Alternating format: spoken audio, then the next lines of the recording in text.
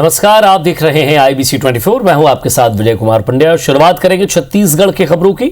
सबसे पहले बात प्रधानमंत्री नरेंद्र मोदी की। प्रधानमंत्री नरेंद्र मोदी ने आज लोकसभा में राष्ट्रपति के अभिभाषण पर धन्यवाद प्रस्ताव के दौरान किसान आंदोलन को लेकर विपक्ष पर जमकर निशाना साधा। पीएम मोदी ने किसानों से बैठकर बातचीत के जरिए रास्ता निकालने का आह्वान किया। वहीं उन्होंने एक बार फिर आंदोलनजीवी शब्द का जिक्र करते हुए कहा कि किसानों के आंदोलन को आंदोलनजीवी बदनाम कर रहे हैं। उन्होंने किसान आंदोलन में नक्सलियों की रिहाई के पोस्टर लहराए जाने को लेकर कहा कि आंदोलनजीवी देश को गुमराह कर रहे हैं। पीएम ने कहा कि टोल नाका तोड़ना और टावर तोड़ना आंदोलनजीवियों का काम है। साथ ही उन्होंने कहा कि भारत आत्मनिर्भर और सशक्त बनेगा, जिसकी लिए शुरुआत हुई है और यही समय है क्योंकि जहां टीका के जरिए फार्मेसी से शुरुआत हुई है, उसे हम दूसरे क्षेत्रों में भी लाना चाहते हैं। मौत और जिंदगी, हमें भी एक मजबूत प्लेयर के रूप में उभरना होगा, लेकिन सिर्फ जनसंख्या के आधार पर हम दुनिया में अपनी मजबूती का दावा नहीं कर पाएंगे। वो एक ताकत है, लेकिन इतनी ताकत मात्र से नहीं चलता है। नए वर्ल्ड ऑर्डर में भारत को अपनी जगह बनाने के लिए भारत को सशक्त होना पड़ेगा, समर्थ होना पड़ेगा, और उसका रास्ता है आत्मनिर्भर भारत। किसान के पवित्र आंदोलन को बर्बाद करने का काम आंदोलनकारी ने नहीं, आंदोलनजीवियों ने किया हुआ है, और इसलिए देश को आंदोलनकारी और आंदोलनजीवियों के बीच फर्क करना बहुत जरूरी है, और देश को इन आंदोलनजीवियों से बचाना वो भी उतना ही जरूरी है। जब आंदोलनजीवी पवित्र आंदोलन को अपने लाभ के लिए बर्बाद करने के लिए निकलते हैं, तब क्या होता है? कोई मुझे बताए। 3 किसान कानून की बात हो, और दंगाबाज लोग जो जेल में हैं, जो संप्रदायवादी लोग जो जेल में हैं, जो आतंकवादी लोग जेल में हैं, जो नक्सलवादी जेल में हैं, उनकी फोटो लेकर के उनकी मुक्ति की मांग करना, ये किसानों के आंदोलन को अपवित्र करने का प्रयास है कि नहीं? और इधर पेंड्रा के 2 दिन में अरपा महोत्सव का आज मुख्यमंत्री भूपेश बघेल ने समापन किया। इस मौके पर उन्होंने कहा कि अरपा महोत्सव के स्वरूप का जो विस्तार करेंगे। मुख्यमंत्री ने कहा कि पेंड्रा गौरेला मरवाई जिले के विकास के लिए पूरा सरकारी तंत्र ताकत से लगा हुआ है। उन्होंने जिलों को करोड़ रुपए के विकास कार्यों की सौगात भी दी। मुख्यमंत्री ने यह भी कहा कि हर साल पेंड्रा में अरपा महोत्सव मनाया जाएगा। कार्यक्रम में भिलाई पुलिस बैंड ने देशभक्ति गीतों की प्रस्तुति देकर समा बांध दिया। मुख्यमंत्री भूपेश बघेल ने पेंड्रा में 50 लाख की लागत से प्रेस क्लब भवन और लाइब्रेरी का भूमि पूजन किया। उन्होंने कहा कि यहां से सप्रे जी ने हिंदी का पहला अखबार निकालकर पत्रकारिता की शुरुआत की, और पत्रकारिता का सम्मान उनकी स्मृति में प्रेस क्लब भवन बनाकर कर रहे हैं। उन्होंने पेंड्रा और मरवाई में स्वर्गीय डॉक्टर भंवर सिंह पोर्ते की स्मृति में 2 जगहों पर उनकी प्रतिमा लगाने और दोनों जगहों पर 2 स्कूलों का नामकरण करने की घोषणा की है। इस कार्यक्रम में विधानसभा अध्यक्ष शरणदास महंत, राजस्व मंत्री जयसिंह अग्रवाल, संसदीय सचिव रश्मि सिंह, विधायक के ध्रुव और मोहित गिरगिट्टा समेत स्थानीय जनप्रतिनिधि शामिल हुए। बहुत तेजी से विकास के रास्ता में हमार ये जिला चल पड़े हैं। मोले बात के प्रसन्नता है कि पूरा अमला, पूरा हमार जनप्रतिनिधि मन और साथ ही पूरा हमार सरकारी तंत्र पूरा ताकत के साथ लगे हैं कि ये विकसित जिला के रूप में आए। आने वाला समय में आगे दिनों दिन ये अरपा महोत्सव के जिन रूप है तेन और स्वरूप है तेन विस्तार भी पाए। मुख्यमंत्री भूपेश बघेल ने पेंड्रा में एक कार्यक्रम के दौरान पूर्व सीएम रमन सिंह पर जमकर निशाना साधा। उन्होंने कहा कि रमन सिंह बौखला गए हैं। हम किसी न किसी रूप में किसानों को लाभ देना चाह रहे हैं, पर उनको बर्दाश्त नहीं हो पा रहा है। वो अपनी पार्टी के राष्ट्रीय उपाध्यक्ष हैं। इसका लाभ छत्तीसगढ़ की जनता को मिलना चाहिए, पर लगता है कि वो केवल अड़ंगेबाजी करने के लिए उपाध्यक्ष बनाए गए हैं। मुख्यमंत्री ने कहा कि हम किसानों के हित में फैसला लेना चाहते हैं। वो जब खुद मुख्यमंत्री थे तब ना तो खुद 2100 रुपये समर्थन मूल्य दे सके और ना 300 रुपये बोनस दे सके। पहले अपने सरकार के कार्यकाल में केंद्र को पत्र लिखते थे, पर अब किसानों के हित में केंद्र से मांग नहीं कर पा रहे हैं। इससे पता चलता है कि पहले भी उनकी केंद्र में नहीं चलती थी और अब भी नहीं चल रही है। रमन सिंह जी बखलाए हुए हैं कि आखिर छत्तीसगढ़, वो रमन सिंह जी अपने समय में न 2100 रुपये क्विंटल में धान दे पाया, न 300 रुपये बोनस दे पाया। आज हम किसी न किसी रूप में किसानों को लाभान्वित कर रहे हैं, उसको बर्दाश्त नहीं हो पा रहा है। तो वो तकलीफ है। मैंने चिट्ठी दिखाई कि रमन सिंह जी किस प्रकार से अपनी सरकार को चिट्ठी लिखते थे कि चावल जमा करने के लिए अनुमति दी जाए, इतना रेट देना चाहिए, ये सारी बातें उसमें लिखी हुई है। तो उस समय भी उसकी नहीं चलती थी और आज भी उसकी बात नहीं सुनी जाती। राष्ट्रीय उपाध्यक्ष हैं अपने पार्टी के, तो उसका लाभ छत्तीसगढ़ की जनता को मिलना चाहिए कि नहीं मिलना चाहिए, कि केवल औरंगाबाद लगाने का। आज समर्थन मूल्य में धान बेचने में पिछले 20 साल का रिकॉर्ड तोड़ देने वाले छत्तीसगढ़ के किसानों के लिए दो बड़ी खुशखबरी है। पहली ये कि किसान न्याय योजना के पंजीयन की तारीख बढ़ाकर 28 फरवरी कर दी गई है। इससे प्रदेश के करीब 73,000 किसानों को फायदा होगा। वहीं मुख्यमंत्री भूपेश बघेल ने ऐलान किया है कि राजीव गांधी न्याय योजना की चौथी किश्त 31 मार्च से पहले किसानों को मिल जाएगी।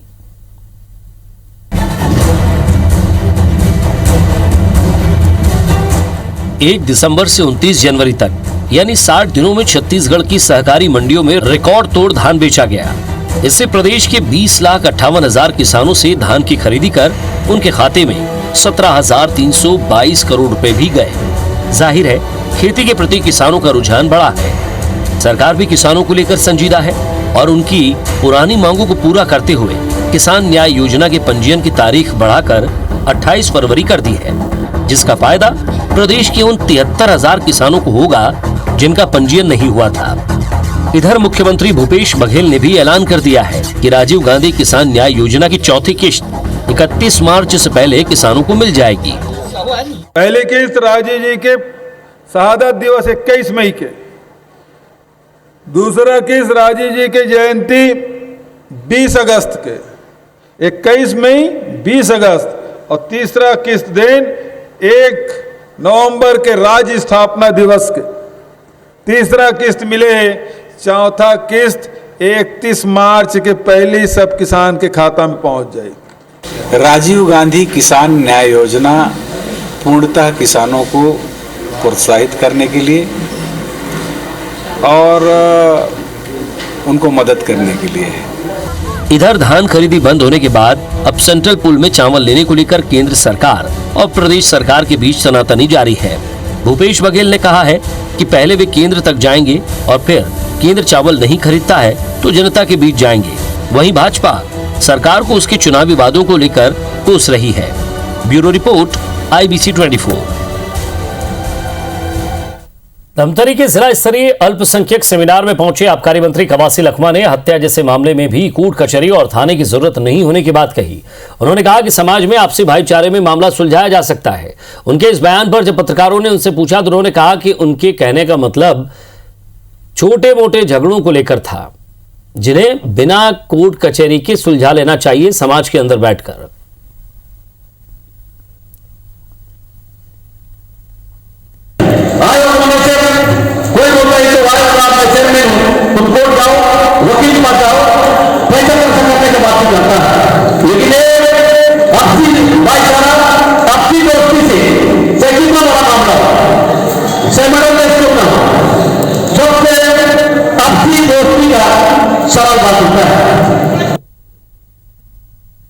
हत्या जैसा मामला कोर्ट निर्णय करे, लेकिन छोटा मोटा आपने उद्बोधन में कहा है कि मर्डर जैसे मामलों में भी होगी। हम मर्डर जैसे मामलों में नहीं बोला हूँ।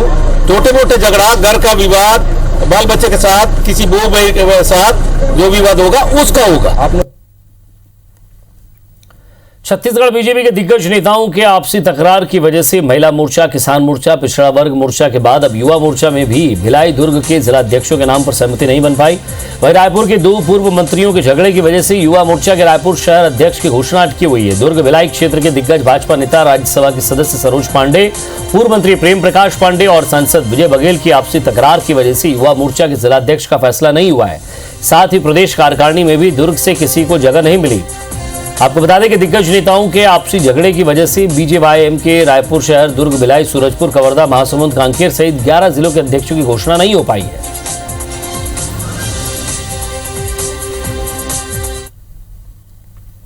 बातचीत कर रहे हैं, बातचीत करके उसको कर देंगे। पार्लियामेंट चल रहा है और भी यहाँ के नेता, बाकी लोग वहाँ हैं, लोकसभा वाले वहाँ हैं, राज्यसभा वाले यहाँ हैं, यहाँ के नेता तो इन लोगों से एक बार बातचीत करने के बाद में सामान्यतया जो भी जारी करते हैं, प्रमुख लोगों से बातचीत करते हैं, बातचीत करने के बाद में जारी करते हैं। भारतीय जनता पार्टी के स्थानीय नेतृत्व ने, छत्तीसगढ़ के नेतृत्व ने जिस तरह से असफल चुनाव परिणाम दिए हैं और उनके भ्रष्टाचार के किस्से जिस तरह से उनके अपने नेतृत्व के सामने आए, उसके कारण भारतीय जनता पार्टी के स्थानीय नेतृत्व को बुरी तरह से लांछित होना पड़ा है और उनका अपना आला कमान उनसे बुरी तरह से नाराज है। रायगढ़ नगर निगम में शासकीय जमीनों की नीलामी को लेकर सियासत गरमाई हुई है। भाजपा ने आरोप लगाया कि पार्षदों को विश्वास में लिए बगैर प्रशासन शहर की जमीनों की नीलामी कर रहा है। दरअसल राज्य शासन शासकीय जमीनों पर लंबे समय से काबिज लोगों को 152% की दर से पट्टा दे रही है। इसके अलावा खाली पड़ी जमीनों को भी बेचा जा रहा है। रायगढ़ नगर निगम ने अब तक 30,000 स्क्वायर फीट से अधिक की जमीन बेच चुकी है, जिससे निगम को 30 करोड़ का राजस्व भी मिल चुका है। उधर भाजपा का कहना है कि शहर के वार्ड में आंगनबाड़ी केंद्र, सामुदायिक भवन, सामुदायिक शौचालय सहित जोन कार्यालयों के लिए निगम के पास जमीन नहीं है। हमारा ये विरोध है कि आप शासकीय जमीनों को योजनाओं के लिए संरक्षित रखिए, इसको नीलाम करके आप विभिन्न योजनाओं के लिए विभिन्न व्यापारियों को बेच के क्या हासिल करना चाहते हैं। ये जो जमीन बेचने का जो रणनीति बनाई हुई है, इसका विरोध करेंगे और इस मामले में हम लोग सड़क पर उतर के आंदोलन करने का निर्णय भारतीय जनता पार्टी पार्षद दल ने ले लिया। तो जो बरसों से काबिज हैं और वो स्वयं भी उस जमीन को लेना चाहते हैं और सक्षम है, ऐसे के लिए 152% तो उनके लिए तो एक वरदान साबित हो रही है, क्योंकि वो जब भूमि स्वामी बन जा रहे हैं। सामुदायिक का, आंगनबाड़ी का और कुछ और निजी काम के लिए रखा गया है नगर निगम द्वारा, तो पार्षदों को सलाह लेकर किया गया है और जो कलेक्टर सर ने नीलामी कर रहे हैं वो अनुपयोगी है। जो हमारे नगर निगम द्वारा काम नहीं आ रहे उसको नीलामी किया जा रहा है। छत्तीसगढ़ में जारी सैकड़ों सरकारी निर्माण कार्यों पर ग्रहण लगता दिखाई दे रहा है। 4 सूत्री मांगों को लेकर कॉन्ट्रैक्टर एसोसिएशन ने प्रदेश मंत्री ताम्रध्वज साहू, टीएस सिंहदेव, शिव डहरिया, मोहम्मद अकबर, रुद्रगुरु को ज्ञापन सौंपकर जल्द से जल्द मांग पूरी करने की मांग की है।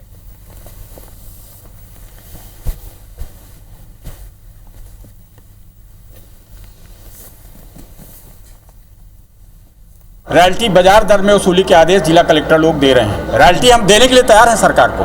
सरकार ने जो राजपत्र जारी किया है, नोटिफिकेशन जारी किया है, जो दरें जारी किया है सरकार ने, हम देने के लिए तैयार हैं, ईमानदारी से देने के लिए तैयार हैं और वो ईमानदारी से हमारे विभागों में कटौती भी हो रही है। मगर जो बाजार दर से वसूली के आदेश जिला कलेक्टर लोग दादागिरी कर रहे हैं वो हमें मंजूर नहीं है, वो अब व्यवहारिक है। तमाम तकलीफों से ठेकेदार इस समय गुजर रहा है। अब हम 22 तारीख से पूरे प्रदेश में काम बंद कर देंगे। जिस प्रकार से चाहे वो ठेकेदार हो, बाकी लोग हो, तंग आ चुके हैं इनके सरकार से और इस सरकार में कोई काम करना नहीं चाह रहे हैं और अंततः यही है कि प्रदेश को इन्होंने 10 साल पीछे ढकेल दिया है। बस्तर के पखांजूर में कृषि बिल वापस लेने की मांग को लेकर किसानों के समर्थन में कांग्रेसियों ने रैली निकाली। हाथों में कांग्रेस का झंडा थामे कांग्रेसी जमकर केंद्र सरकार के खिलाफ मुर्दाबाद के नारे लगा रहे थे। कांग्रेसियों की रैली के दरमियान एक युवक ने प्रधानमंत्री जिंदाबाद और राहुल गांधी मुर्दाबाद का नारा लगाते हुए कांग्रेसियों के साथ गाली गलौज की। इससे नाराज कांग्रेसियों ने उस युवक की जमकर पिटाई की। हालांकि मौके और वहां मौजूद तैनात पुलिसकर्मियों ने बीच बचाव किया।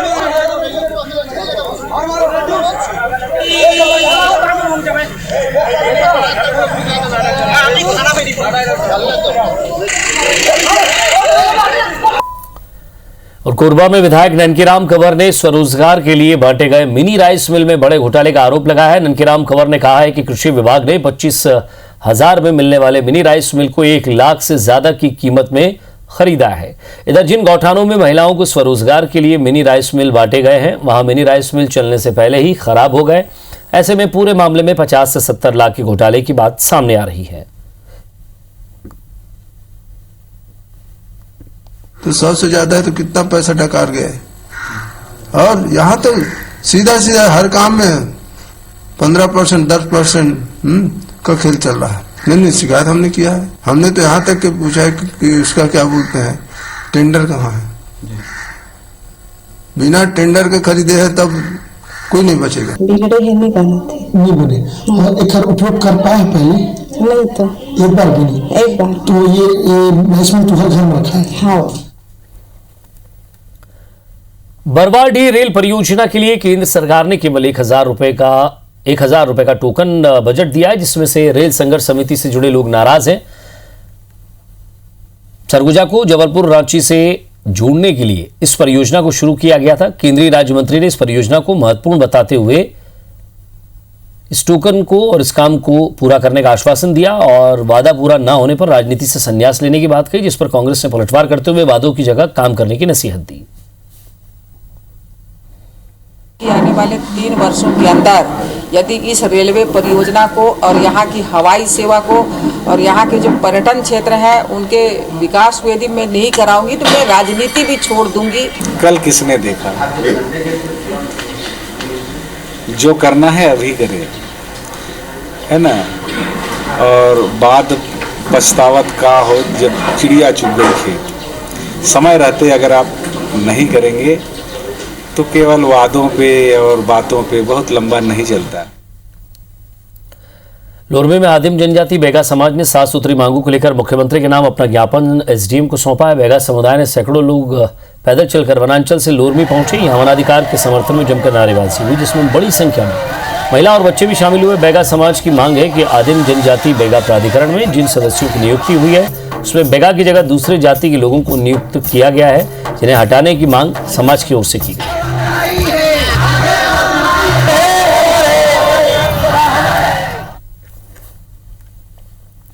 गरियाबंद जिले के कुल्हाड़ी घाट की गर्भवती महिला की लापरवाही की वजह से हुई मौत के बाद प्रशासन एक्शन के मूड में है। कलेक्टर ने एसडीएम और सीएमएचओ को जांच कर तथ्यात्मक रिपोर्ट बनाने के निर्देश दिए हैं। साथ ही पीड़ित परिवार को रेड क्रॉस सोसाइटी से 50,000 की तत्काल आर्थिक सहायता दिलाई गई है।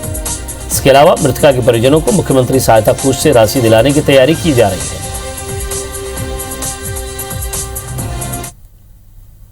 क्या बोलकर ऐसे बता दिए। उसके बाद हम लोग को डॉक्टर ने बोला 25,000 पैसा दो, उसके बाद लाश ले जाओ बोल दिए। हम कुल्हाड़ी घाट फिर फोन लगाए पुनः, उसके बाद यहाँ वहाँ कर्जा करके इन लोग पैसा भेज दिए सुबह। उसके बाद 12 बजे तक के वहाँ यहाँ तक के लाश लाए, तो 3 बजे तक के, उसके बाद दफनाए। संबंधित को जो भी मृतका है उसके परिजन, उसके पति धनसाय सोरी को जो है जिला प्रशासन के निर्देशानुसार तत्काल जो है रेड क्रॉस सोसाइटी से 50,000 रुपए की राशि जो है प्रदान की गई। और जो निजी चिकित्सालय में उनके जो पैसे लगे थे तब संबंध में भी वहां बात हो चुकी है। 1-2 दिन में वो भी पैसे उनको वापस कर देंगे। मुख्यमंत्री के पद पर 15 साल डॉक्टर रमन सिंह रहे हैं, तो मुझे उनसे उम्मीद थी कि वो मुख्यमंत्री पद की जो गरिमा है उस गरिमा को मेंटेन करते हुए कभी ट्वीट किया करें। लगता है उनके ट्वीट हैंडलर उनसे पूछे बिना ट्वीट कर देते हैं और उनको जमीनी हकीकत की जानकारी होती नहीं है। Cholamandalam investment and finance company limited के खिलाफ वाहन मालिकों ने एकजुट होकर मोर्चा खोल दिया है।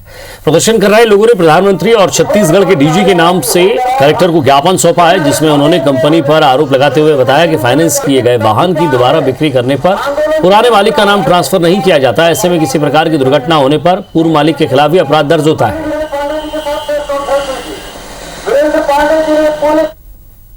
जो गाड़ियां फाइनेंस होती है वो गाड़ियों को नाम न कटवाते हुए उसके बाद दूसरे ओनर को बेच दिया जाता है कि जो गाड़ी रोड पे चलती है तो गाड़ी में कुछ हादसा हो जाए तो पूर्व में जो मालिक था उसकी भरपाई पूर्व मालिक को ही भरनी पड़ती है। तो हम गुजारिश ये है हमारी शासन प्रशासन से कि गाड़ी का ट्रांसफर बिना किए वो मालिक को ना सौंपा जाए। चोलामंडलम जो कंपनी जो है वो गाड़ी मालिकों का बिना बताए हुए चेक को लगा के बाउंस करा के जो है ना वो अवैध वसूली करती है, जिससे जो है न्यायालय में पेश किया जाता है, जिससे पीड़ित पक्ष बहुत ज़्यादा परेशान होते हैं। ये धरना प्रदर्शन कर रहे हैं कि इनके ये जो अवैध कारोबार है ये इलीगल है और लोगों को पीड़ा पहुंचाते हैं, शोषणकारी हैं। ऐसी कंपनियों के या तो कारोबार पे आप पूरी तरह से रोक लगा दीजिए या तो फिर ये जो पक्षकार हैं इनको न्याय मिले। राजधानी में आरआर इंडस्ट्रियल कॉर्पोरेशन पर आयकर की सर्च दूसरे दिन भी जारी रही। आईटी के पुख्ता सबूतों के माने तो यह कार्रवाई हैदराबाद, भोपाल और कोलकाता के 2 दर्जन ठिकानों पर कार्रवाई से मिले सुराग के बाद आंध्र प्रदेश और छत्तीसगढ़ की संयुक्त टीम कर रही है। सर्च मंगलवार से शुरू की गई है। पिछले दिनों संजय जैन के स्वामित्व वाली आरआर इंडस्ट्रियल कॉर्पोरेशन के जरिए कई सेल कंपनियां बनाकर बेहिसाब कैश के ट्रांजैक्शन का आरोप लगा। खुलासे के बाद मनी ट्रेल का पता चल लगने के बाद सहायक निदेशक इन्वेस्टिगेशन सहजानंद ने नेतृत्व में टैक्स इन्फोर्समेंट की 7 सदस्यीय टीम ने सर्चिंग शुरू की। सूत्रों के मुताबिक जांच में पता चला कि इन लोगों ने कोलकाता स्थित कई सेल कंपनियों का इस्तेमाल कर बेहिसाब नकदी का ट्रांसफर किया। जांच में करोड़ों के मकान के दस्तावेज मिले हैं।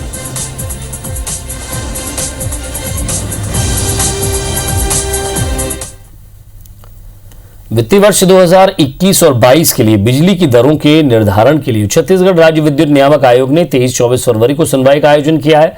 2 दिन तक चलने वाली इस सुनवाई में आयोग बिजली कंपनियों की ओर से दायर की गई याचिकाओं पर बिजली उपभोक्ताओं से सुझाव और आपत्ति मांगेगा।